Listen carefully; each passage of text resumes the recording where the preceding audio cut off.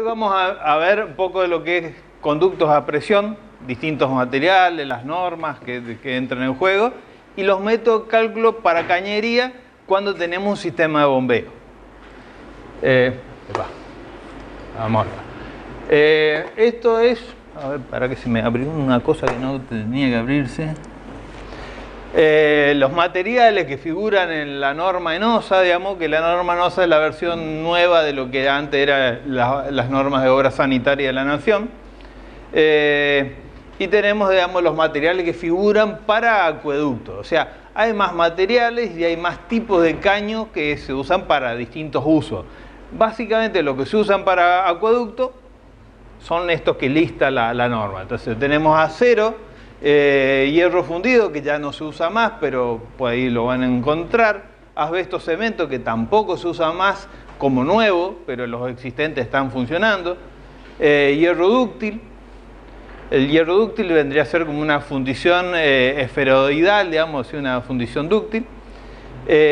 Tanto el de acero como el de hierro dúctil se le hace con una capa cementicia en la parte interior, la que entra en contacto con el agua, como protección y como, digamos, para disminuir la rugosidad, digamos, del material.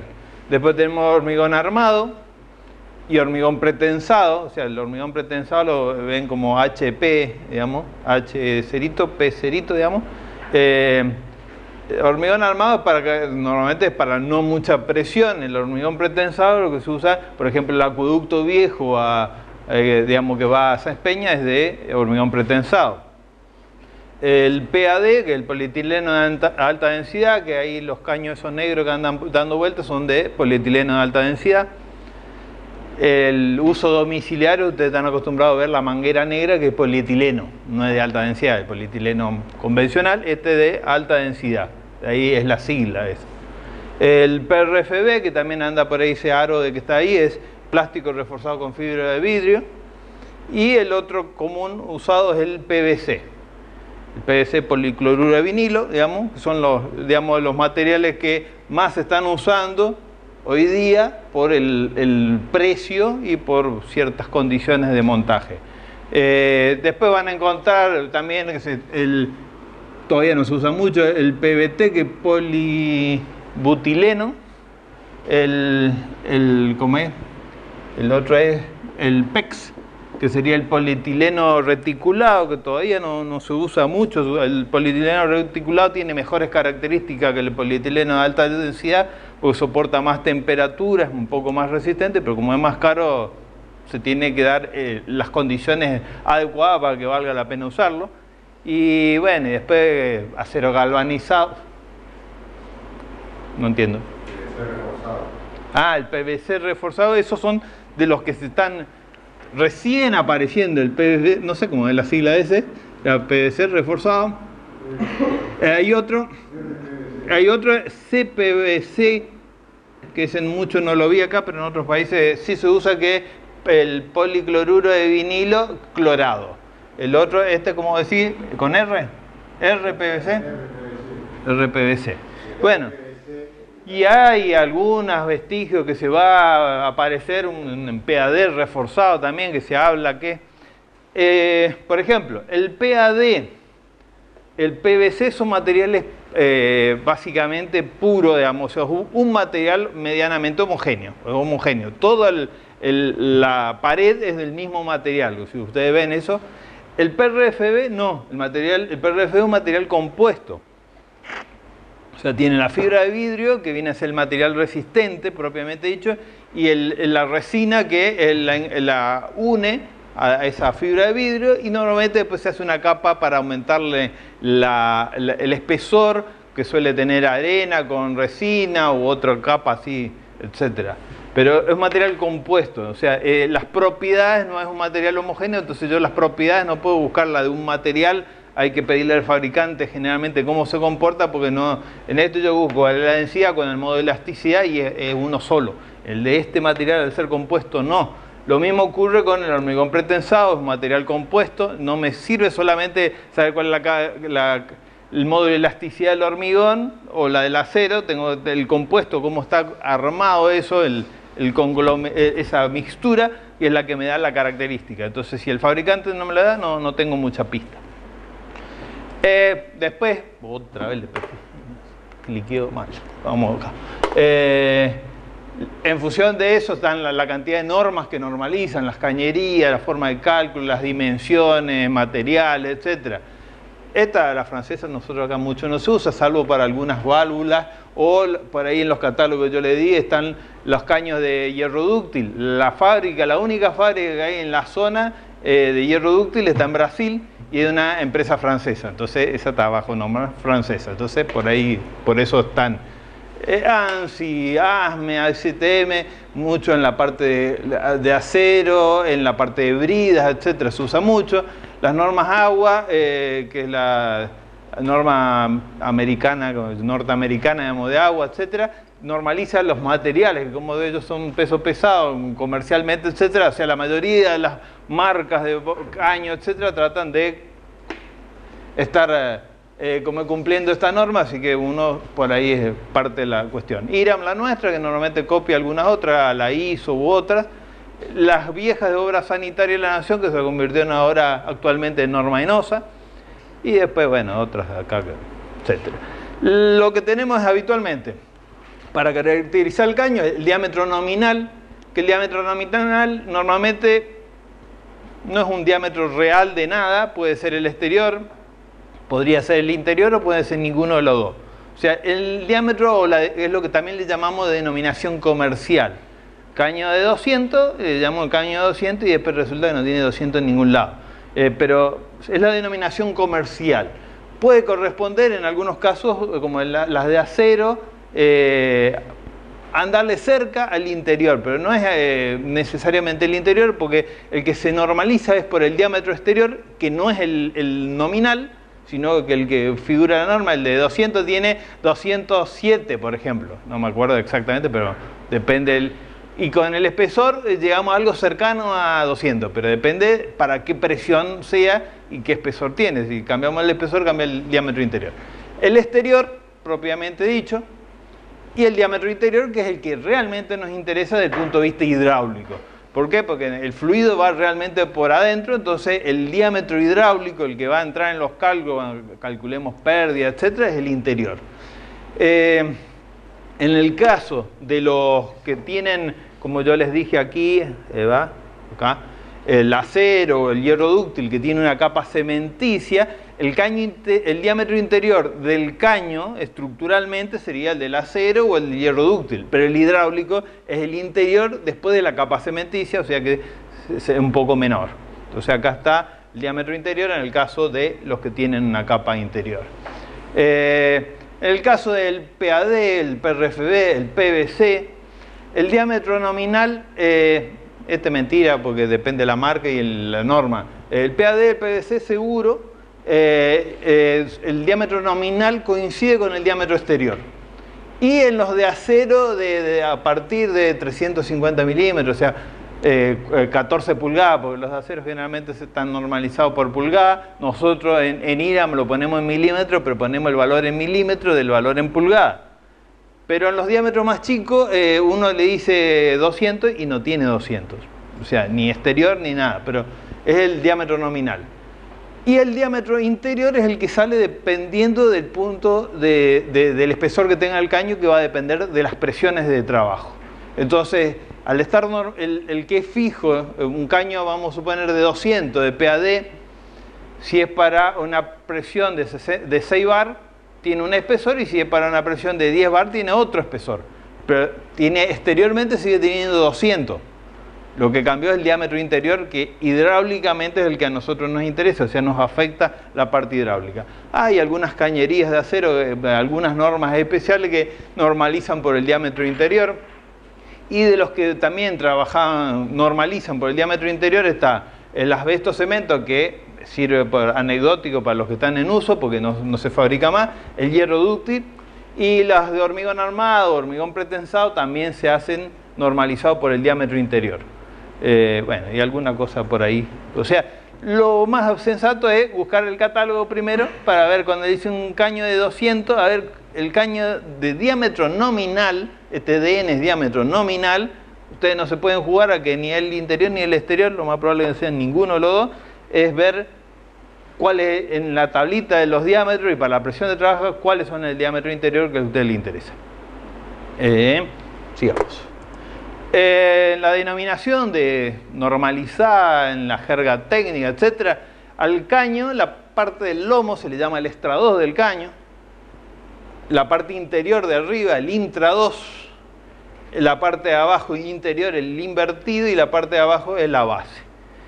Porque van a ver que normalmente en las cañerías, el grueso, la mayor parte de las cañerías, sobre todo las largas, se trabajan cañerías que van a ir enterradas. Entonces, cuando uno lo va a enterrar, después vamos a ver que hay que respetar pendientes, o sea, no se las hacen horizontales, siempre se lo pone con determinadas pendientes controladas, por lo cual, si yo voy a hacer una zanja y donde voy a apoyar el caño en el fondo, voy a nivelar primero la zanja y la base se supone que va a coincidir con cota con la zanja. Y después que apoyé el caño, en donde puedo medir fácil es en el extra 2. Sin embargo, a mí el que me interesa hidráulicamente es el intra 2 y el invertido y el eje del caño, que son la parte hidráulica. Pero eso, cuando estoy poniendo el caño, no es fácil de medir. Entonces, lo lógico es que yo refiera las cosas, cuando hago plano, etcétera, las cosas medibles fácilmente, porque si no, el que está en la fábrica, yo le puse todo con el intra 2, porque hidráulicamente es el que nos importa, el tipo que lo está instalando, ¿y cómo hace? Tiene que andar midiendo el espesor, haciendo cálculos, mira en el plano y tiene que calcularlo, restarle el espesor para saber en obra a ver si está, o sumarle el espesor para ver el estado. Eso no es práctico, por lo tanto uno cuando arma el plano tiene que pensar en el que está en obra, en la forma que le interesa al que está en obra, no al que interesa hidráulicamente, que estará en los memorias de cálculo, pero no en los planos. ¿Se entiende? Después, los caños tienen distintos modos de unión entre sí. Vamos a ver algunos. El tipo espiga y enchufe, que sería así esquemáticamente, la espiga es esta parte que se mete acá, así en corta tenemos el caño liso con un chaflancito para que ingrese más fácil, y esta parte acampanada es el enchufe con un aro de goma que hace el sello hidráulico. Entonces, esto se desliza cuando yo meto en la espiga. Acá está el aro de goma en esta parte. El aro de goma hay distintas versiones y diseños, pero el más sencillo sería como una V que yo empujo y la V entonces queda como una especie de elastizado. Hay algunos que tienen un resorte o un aro metálico que hace las funciones de resorte, etcétera, que hace que ese labio de la goma presione acá y impida que la presión de agua adentro, o sea, la V, si fuera un V sería algo así, digamos. Cosa de que la presión interna tiende a abrirlo y selle más. O sea, cuando yo tengo un aro de goma, el aro de goma está pensado para una presión interna del agua. Si ese caño es sometido a una depresión, el aro de goma no sella. Si yo acá genero una depresión, y esto estaba hecho para así, acá la depresión genera que acá pueda pasar algo.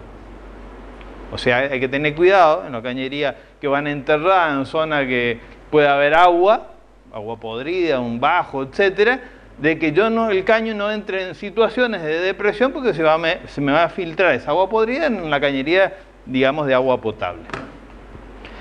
Bueno, después hay otras versiones, con doble aro, etc. Particularidad de esta unión es que permite una cierta movilidad, o sea, angular, que ustedes van a ver en el catálogo del fabricante, le dice, esto permite un ángulo de tanto por ciento o grados o lo que sea, y un cierto deslizamiento, porque esto obviamente se puede deslizar.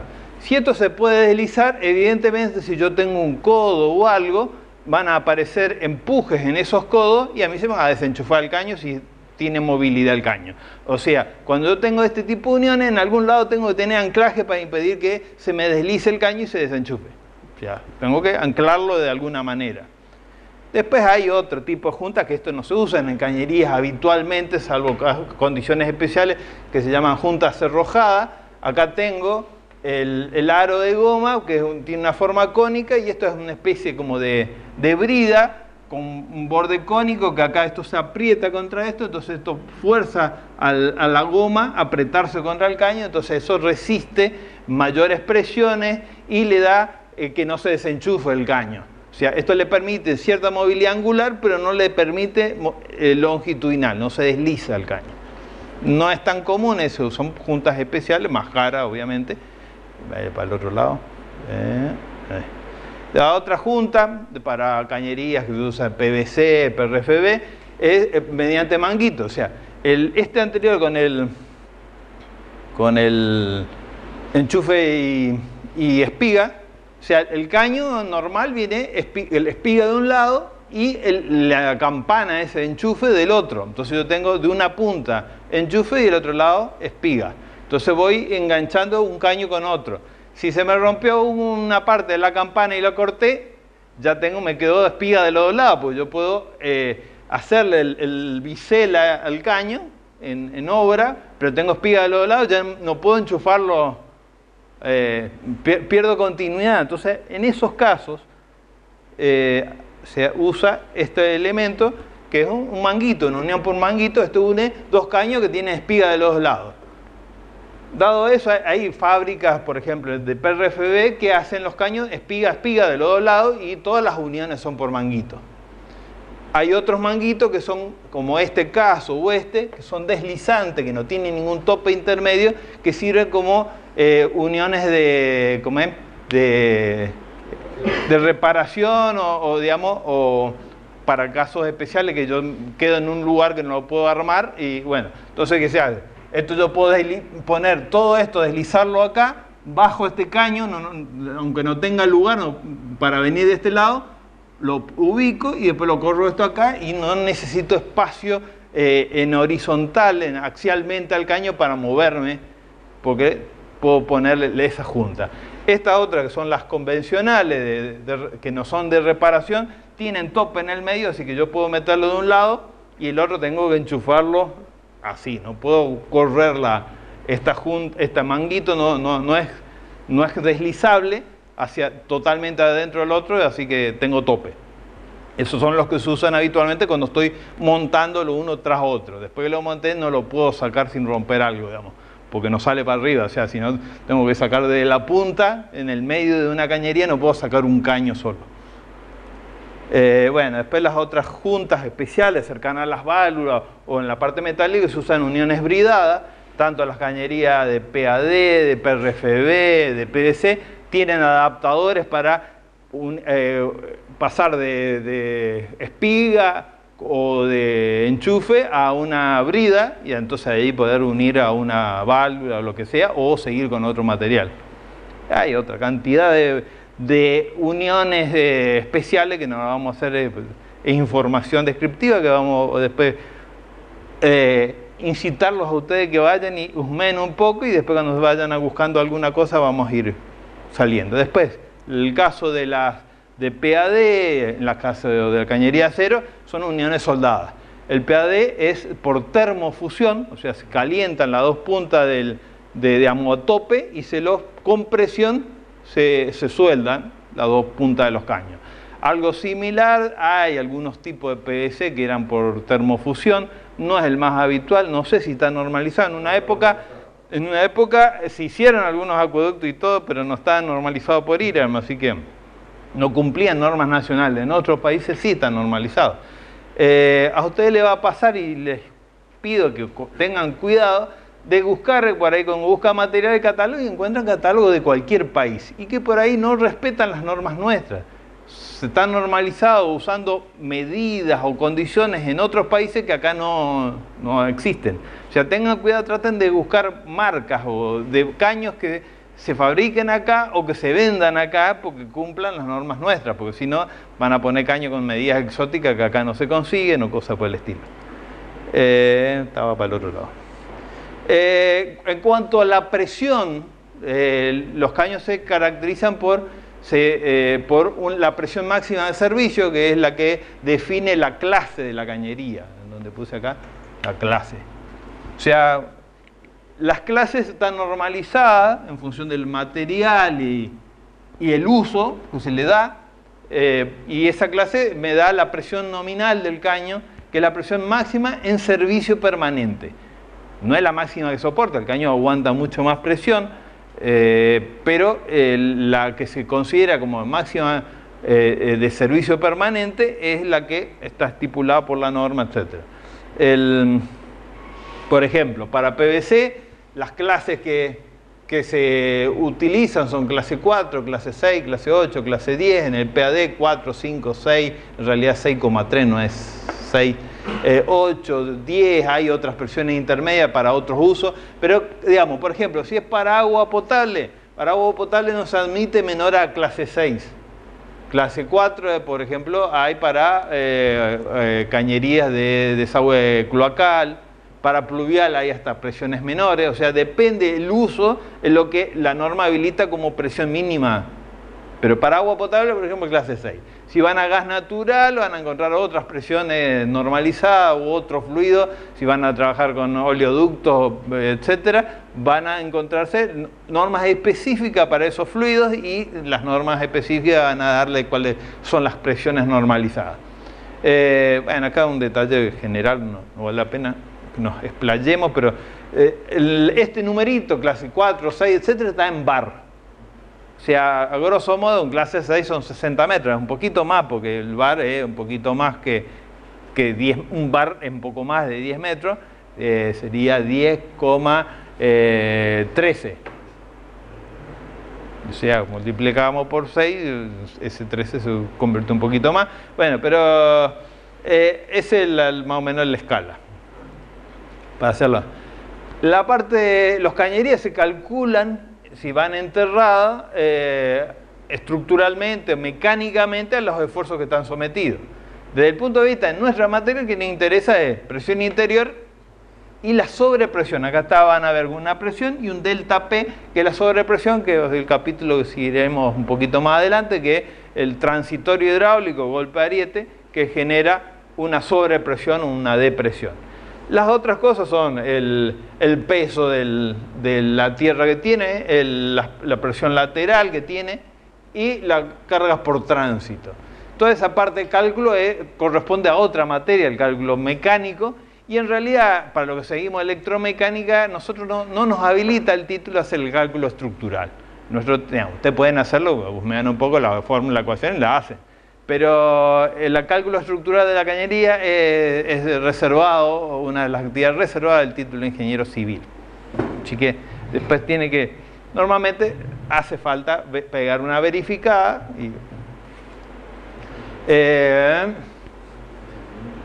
Bueno, eso es lo mismo, detallado el cálculo mecánico, etc. Los fabricantes lo que hacen, los distintos fabricantes, cuando sea, la otra manera, si no es enterrada, si está expuesto externamente el caño va a tener que tener apoyos o caballetes de apoyo, sunchos, etcétera, y tiene que soportar, además de es una viga, digamos, el caño, digamos, si yo lo pongo una cañería sobre un apoyo, tendré el peso propio del caño más del líquido que tiene adentro y las reacciones de los apoyos. Si está totalmente apoyado en el piso, digamos, si este es el suelo, y la cañería de acá, tengo que tener perfectamente apoyado, garantizar que esté perfectamente apoyado. Y ahí, la forma de cálculo mecánico, hay una gran clasificación que separa los caños que son rígidos de los que son flexibles. Para algunas condiciones, en realidad, algunos caños se pueden comportar como flexibles, el mismo material, y en otras condiciones como rígido, pero a grandes rasgos se habla cañería de acero, hierro dúctil, hormigón pretensado, hormigón armado, etcétera, son caños rígidos. El mismo caño de asbesto cemento es un caño rígido. Y los plásticos, PAD, PVC, PRFB, como cañería flexible. Pero en determinadas condiciones, por diámetro, esbeltez, etcétera, un caño de acero puede comportarse como uno flexible y uno de PVC como uno rígido. El que nunca se comporta como rígido es el PAD. Por ejemplo, el PAD siempre va a ser un caño flexible, como lo miren, del lado que lo miren, es flexible. ¿A qué tiene que ver eso? Porque no es un caño rígido, cuando usted lo apoyan así, tiene que ser perfectamente el apoyo para que sea parejo y descargue todo lo largo. Si usted no es exactamente parejo, va a apoyar en lugares puntuales. Un caño rígido se supone que debido a la rigidez que tiene, soporta un poco más Un caño flexible, no.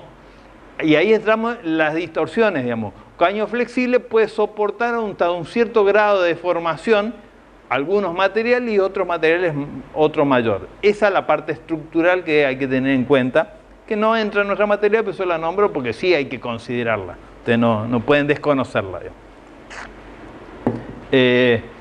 Sobre todo que esas deformaciones, tanto a nivel longitudinal del caño como transversal por la parte de rigidez, etcétera, afectan mucho a las cañerías que son con uniones espiga y enchufe, todo lo que son enchufados, porque cualquier movimiento de eso, también tiene una cierta capacidad de moverse, pero no la tengo que superar. Y en las deformaciones transversales, o sea, cuando se ovaliza el caño, etcétera, la parte de la campana es más rígida y esa no se ovaliza tanto, entonces ahí se deforma además una junta de goma y puede tener fuga. Y cuando un caño tiene fuga, si está enterrado, empieza a erosionar el suelo y ahí ya, donde tenía un apoyo perfecto, empezamos a no tenerlo, empieza a tener poco apoyo y podemos tener que se parta porque queda descalzado el caño. En esa cuestión, los caños como el de PAD, que es termosoldado, tienen ventaja en el sentido que por más que se deforme no va a perder, tendríamos que ser deformaciones extremadamente grandes, y debido a todo eso los fabricantes me ponen las condiciones de montaje del caño. Este es sacado un extracto de un caño de PRFB. Esta marca no existe más porque fue cambiando de nombre, se vendió varias veces y cada vez que se vende cambian el nombre. Esta ahora se llama OTEC. Por ahí anda dando vuelta un catálogo de OTEC de PRFB. Entonces el fabricante me dice cómo tiene que ser la forma de la zanja, cómo tiene que ser el suelo que pongo, la calidad del suelo, el grado de compactación del suelo, todas las condiciones para el montaje correcto y esté garantizado estructuralmente. Además, un caño que va a ser con método de enchufe, por ejemplo PRFB o PVC que tengo que enchufarlo, tengo que meter el caño en la zanja y cuando voy a agregar otro me tengo que meter en la zanja para enchufarlo, o sea, lo tengo que enchufar abajo de la zanja, o sea, la zanja tiene que ser lo suficientemente amplia para que el personal que se tiene que meter, si uso maquinaria, etcétera, se pueda mover ahí adentro. En el caso del PAD, que es termosoldado, yo puedo soldarlo afuera y después lo bajo, es una manguera que la bajo adentro, entonces el que se mete adentro es para compactar el suelo, no para enchufar un caño, necesita un poco menos margen, no requiere tanto margen. Todas esas consideraciones uno las hace para saber cuánto es la zanja que tengo que hacer para un caño u otro. Tengo que buscar el tamaño de la zanja, eso va a involucrar cuánto es el movimiento de suelo que hay que hacer y los costos de montaje posteriormente. Bueno, así, esto es las cosas que se ven, ahora no lo vamos a ver, es simplemente anecdótico para que vean de toda la parte de suelo que tiene del catálogo de PRFB. Este ya sería el catálogo de PAD de una de las marcas y que aparece unas letritas acá, SDR41, SDR33, etc. Y da el diámetro, que es el nominal, que en este caso es el exterior, y después da el espesor y diámetro interior. En todo, para cada uno de estos SDR. En realidad el SDR, otros lo catalogan de distintas, pero todo aparece en algún lado del SDR. El SDR es la relación que hay entre el diámetro exterior y el espesor. Los caños de PAD se normalizan por ese número, esa letra, ese SDR, que la norma ISO y en la norma ASTM le llaman DR, pero bueno, es lo mismo, la relación entre el diámetro exterior y el espesor. Esa relación, y por otro lado, el tipo de resina con el que está hecho. El tipo de resina tiene una determinada resistencia, que es el MRS, el Minimum Required, que es la cañería, es la resistencia, es como un material muy plástico, muy... el polietileno se dice que está basado en la capacidad que posee el tubo en resistir durante largos periodos de tiempo, porque puede tener una fluencia lenta, o sea, se caracteriza la parte de la resistencia en función de eso en el tiempo. La norma, las resinas se caracterizan de este tipo, esta es la PE80, que es el MRS de 80 kilos por centímetro cuadrado, la PE100, MRC 100 kilos por centímetro cuadrado. Hace unos años esta no aparecía en el mercado, solamente se veía esta 80, más antes apareció una de 60. Hoy día esta prácticamente abarcó porque, digamos, era un poquito más cara, pero da menos espesor, así que termina siendo más barato, así que este ya medio casi está saliendo del mercado. El error típico, muchos que buscan una cañería de PAD no miran de cuál es este y le ponen los espesores, etcétera, para un caño de este, y hoy día lo que van a comprar es uno de este, entonces son distintos espesores y después van a ser distintos precios. Pero el espesor me va a alterar el diámetro interior. Así que una cosa que hay que mirar, qué resina es, para saber los diámetros. En función de esto va a venir el SDR. Después está la tensión de diseño, que no es algo que normalmente, que sería la tensión de ruptura, que al valor que tengo lo voy a afectar por una, ¿cómo se llama? Un factor de seguridad que está normalizado en la norma en función de las temperaturas, etcétera. Permiso, me olvidé apagarlo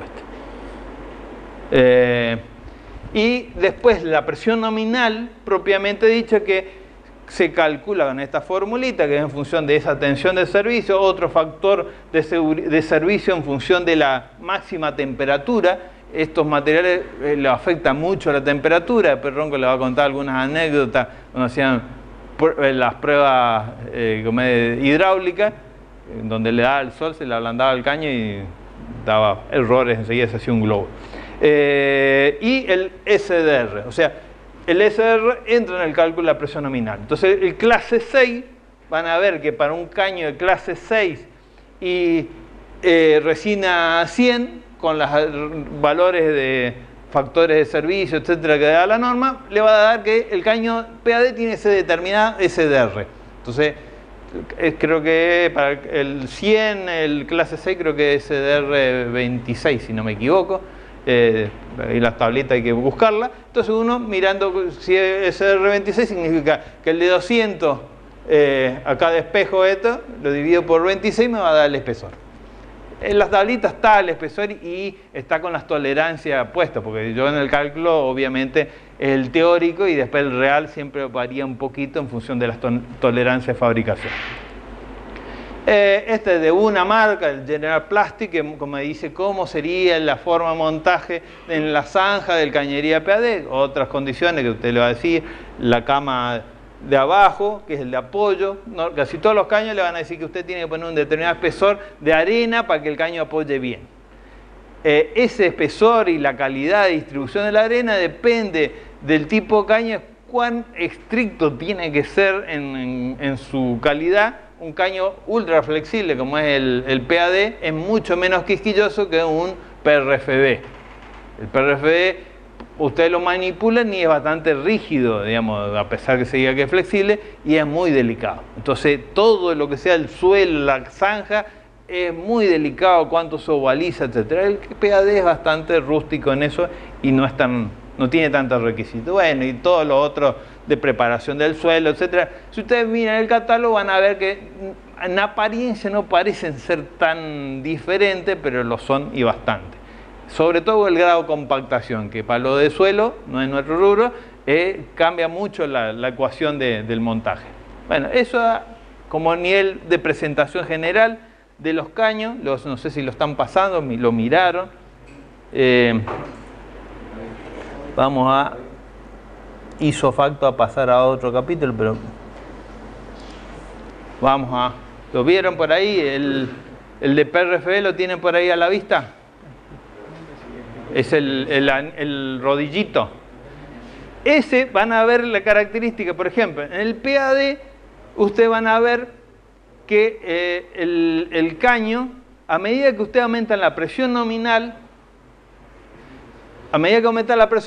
el caño aumenta el espesor. Porque un material homogéneo, o sea, no hay otra. Yo para aumentar la presión que soporta el caño le tengo que dar más espesor. Esto es un material compuesto. Y ustedes van a ver que en el catálogo empiezan a subir, vienen para presiones muy altas y el espesor no crece. O sea, el espesor total del material no crece. ¿Cuándo le dan más espesor? Cuando también lo clasifican por grado de rigidez, o sea, la rigidez que necesita para su resistencia longitudinal como una viga. porque cuando son de muchos diámetros, un caño de esto de 1,20 m de diámetro, pasa a ser una cosa que es un flan, digamos, parece blandito en ese tamaño, entonces la compactación del suelo longitudinalmente, que no es tan flexible, le afecta mucho. Entonces el espesor está más para la rigidez desde ese punto de vista, no para la presión interna que necesita resistir. La presión interna se aguanta con más o menos fibra de vidrio adentro, pero la cantidad de fibra de vidrio no me aumenta el espesor porque lo hago más compacto acá. El espesor lo hago aumentando la capa de arena. Si usted se fija, va a ver una parte que se nota la arena. Pásale para allá. Se nota la arena. Cuando los caños son de mayor rigidez, esa capa de arena pasa a ser bastante más gruesa. Eso es lo que cambia, y entonces la percepción es bastante diferente un tipo de caño que el otro. ¿Qué tenía yo acá en este que no me acuerdo?